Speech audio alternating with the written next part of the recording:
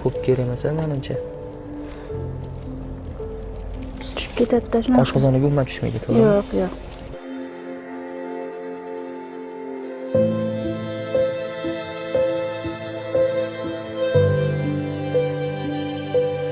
Bugun biz Robi qiz bizlar oldiga keldik. Sharoitlari haqida tushuntiradigan bo'lsam, uylari oddiy.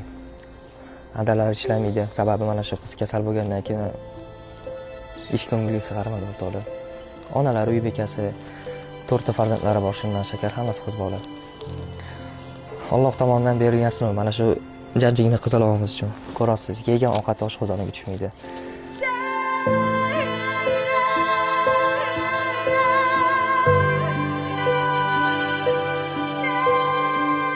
Bitta narsani iltimos qilaman.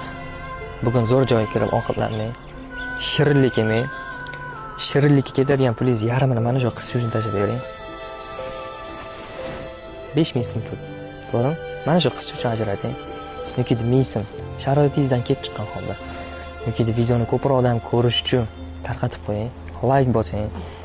Robiya qizimiz uchun kommentariyada haqqiga duo qiling. Nasibsa Hindistonga borib tuzalib kelgandan keyin mana shu qizcha og'zidan ovqat yeb oshqozoniga tushadi-yu, ana o'sha videosini joylayman va ana o'shanda o'zingizga o'zingiz aytasiz. Mana shu qizcha uchun hissa qo'shganman deb o'zingizdan o'zingiz faxrlanib ketasiz.